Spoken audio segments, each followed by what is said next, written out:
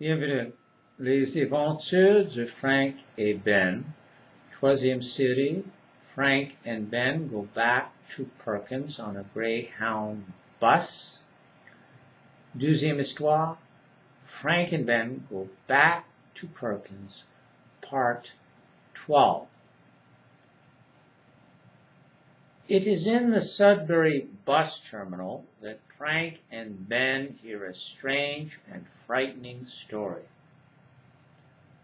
Even before they arrive at the terminal, this story has passed like wildfire from one person to another. Everybody is talking about it in the crowded terminal when they walk in.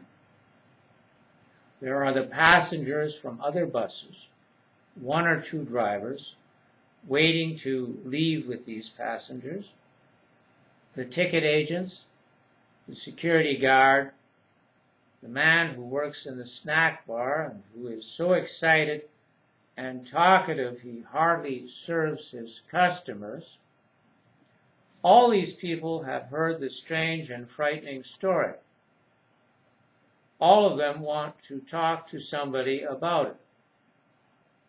It is no surprise then that before Frank and Ben are in the terminal more than 30 seconds, they get the news from all sides. It's about the bus that left Ottawa 5 hours ago and had passed North Bay on its way to Sudbury before going off the highway. Apparently what happened was that a young man who had been talking to himself and having hallucinations of some kind, suddenly got up from where he was sitting at the front of the bus, approached the driver, and without any warning except for his strange behavior, grabbed the steering wheel and gave a sharp tug on it that caused the driver to lose control of the bus.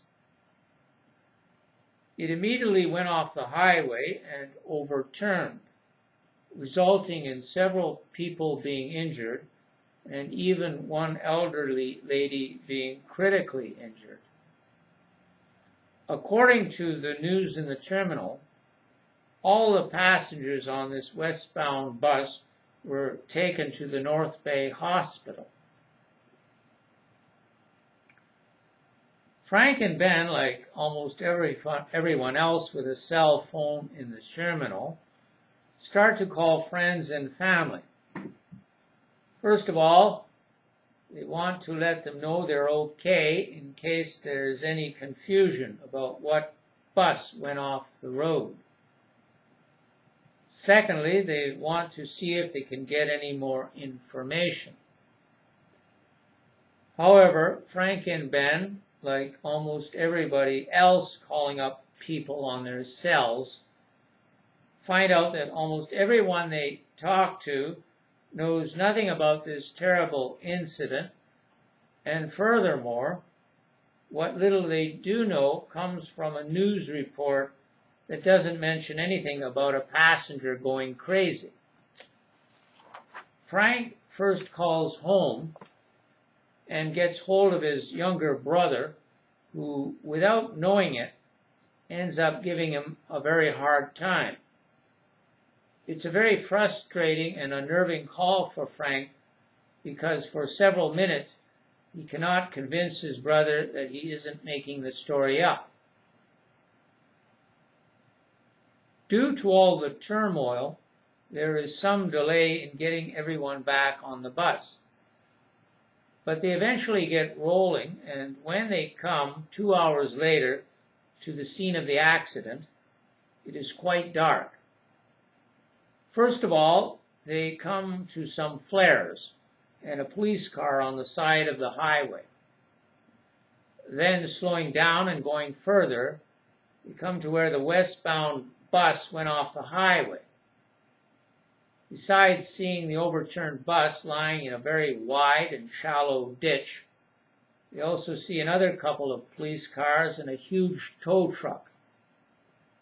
The tow truck already has a cable attached to the overturned bus, but the actual work of pulling the bus upright and back onto the highway has not yet started.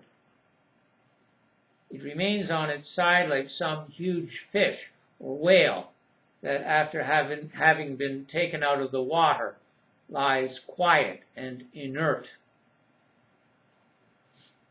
There is not much more to see, and once Frank and Ben's bus goes past the dismal scene, it quickly picks up speed and continues down the highway.